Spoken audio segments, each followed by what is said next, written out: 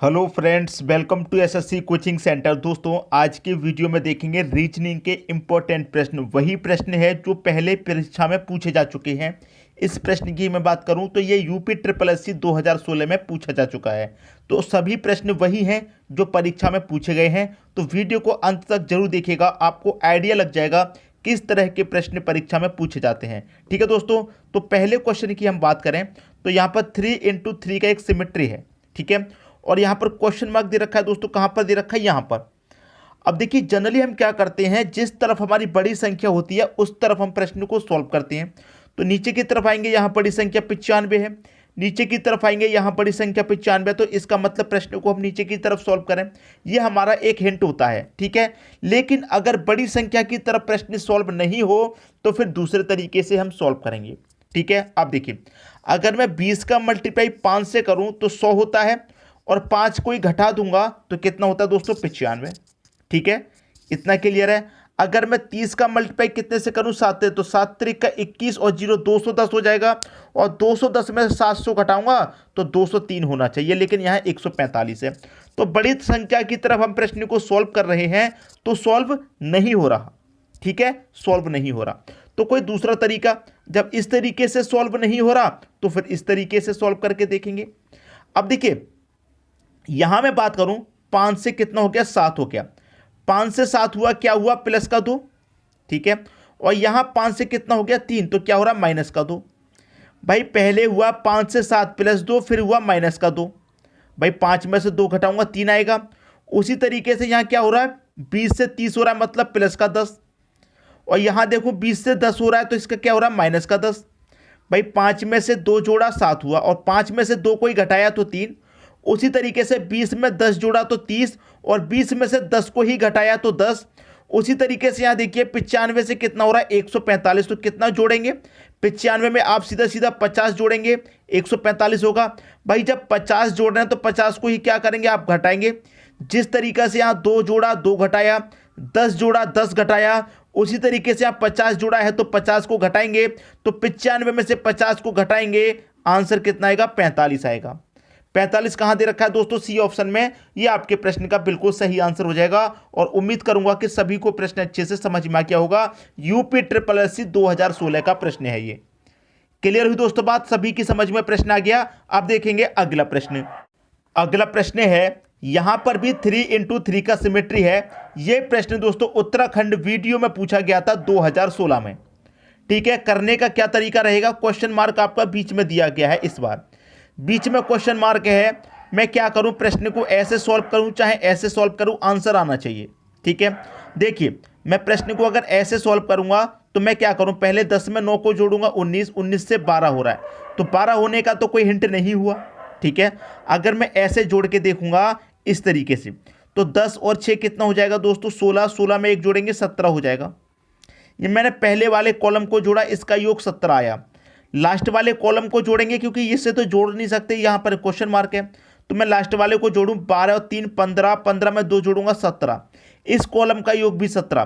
पहले कॉलम का योग 17 आया, तीसरे कॉलम का योग 17 आया, तो इस कॉलम का योग भी 17 आना चाहिए। ठीक है, 9 और 6 कितना होता है? 15। 15 में कितने जोड़ने पर 17 मिलेगा? आप कहेंगे सर 2 जोड़ने पर 17 मिलेगा। तो क्वेश्चन मार्क की जगह क्या आ जाएगा? 2 आ जाएगा। 2 दे रखा है बी ऑप्शन में। भाई सभी को जोड़ा 17 हुआ, यहां सभी को जोड़ा 17, तो 9 और 6 15 होता है, 15 में 2 जोड़ देंगे 17 हो जाएगा। तो क्वेश्चन मार्क की जगह कितना आएगा?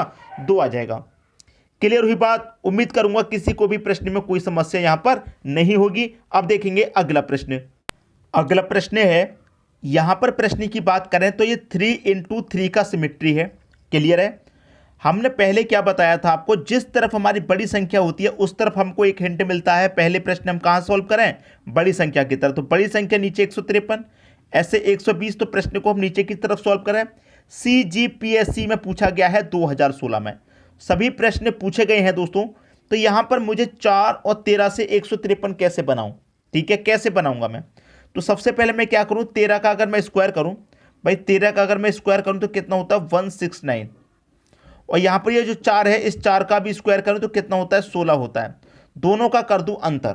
भाई 13 का स्क्वायर करके मैं 4 के स्क्वायर को घटा दूंगा तो कितना होगा? 9 में से 6 जाएगा 3। ठीक है, 16 में से 1 जाएगा 15, 153 आएगा और आपको 153 ही दिया गया है। तो क्या किया समझ में आया, 13 का स्क्वायर करके 4 के स्क्वायर को घटा दिया। उसी तरीके से क्या करेंगे, 11 का स्क्वायर करेंगे। 11 का स्क्वायर कितना होता है 121, यहाँ 1 है तो 1 के स्क्वायर को क्या करेंगे घटा देंगे, 1 का स्क्वायर 1 ही होता है, तो 121 में से 1 को घटा देंगे, कितना आएगा 120, और यहाँ पर आपको 120 दिया गया है। उसी तरीके से यहाँ पर 6 का स्क्वायर करेंगे दोस्तों, 6 का स्क्वायर कितना होता है 36, यहाँ 2 का स्क्वायर करेंगे, 2 का स्क्वायर कितना होता है 4, तो 36 में 4 घटा देंगे, आपका आंसर कितना आएगा 32। 32 कहाँ है दोस्तों, पहले ऑप्शन में 32 दे रखा है, ये आपके प्रश्न का सही आंसर हो गया। उम्मीद करूंगा सभी को प्रश्न अच्छे तरीके से समझ में आ गया होगा। कितने बच्चे ऐसे हैं जो इस प्रश्न को खुद से नहीं कर पाते, जिनको देखते ही लगा था कि ये प्रश्न हमसे सॉल्व नहीं हो पाएगा, और अब उसे कर सकते हैं। कमेंट करके जरूर बताया करें, ठीक है दोस्तों। अब देखेंगे अगला प्रश्न। अगला प्रश्न है दोस्तों, ये प्रश्न बहुत ही बढ़िया, बहुत ही लाजवाब है। एसएससी सीजीएल 2014 का है। एसएससी का प्रश्न हो और उसमें लाजवाब ना हो, ऐसा हो ही नहीं सकता। एसएससी में जितने भी प्रश्न पूछे गए होते हैं सभी कमाल के होते हैं। अब इसी प्रश्न को ले लीजिए।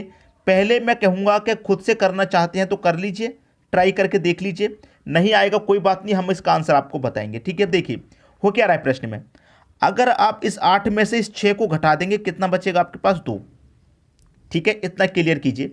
8 में से आपने घटा दिया 6 को, 2 बचेगा। देखिए मैं इधर घटा के दिखाऊं, 8 माइनस 6 करेंगे, कितना बचेगा आपके पास 2 बचेगा, ठीक है। जो 2 बचा है, 8 में से 6 घटा दिया, 2 बचा आपके पास, इस 2 में ये 2 जोड़ देंगे 4 हो जाएगा, ठीक है।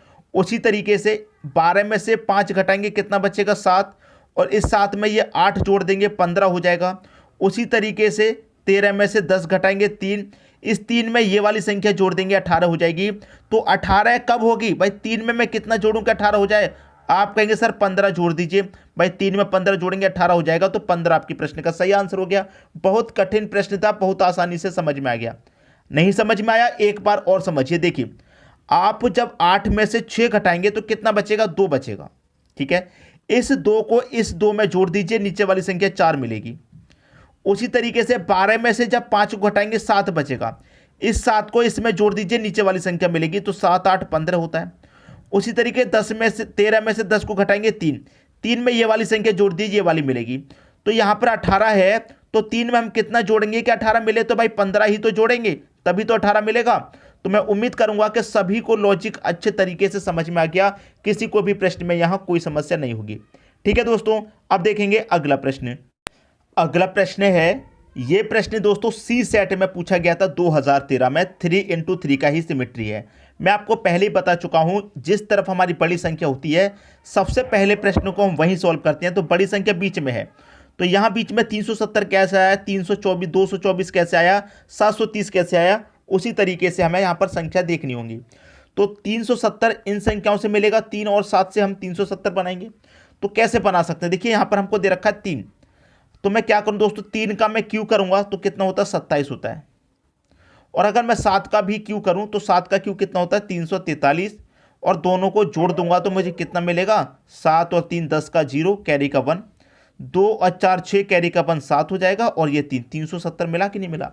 भाई मैंने क्यू क्यों किया है, अगर मैं मल्टीप्लाई करता तो इतनी बड़ी संख्या तक नहीं पहुंच पाता, स्क्वायर करता तब भी नहीं पहुंच पाते, तो क्यू करके पहुंच रहे हैं, तो इसलिए हमने क्यू करके देखा। ये थॉट आपके दिमाग में आना चाहिए कि हम इतनी बड़ी संख्या के पास स्क्वायर करके जब नहीं पहुंच सकते, मल्टीप्लाई करके भी नहीं पहुंच सकते, क्यू करके पहुंच के देखते हैं। ये थॉट आपके दिमाग में तुरंत आना चाहिए, ठीक है।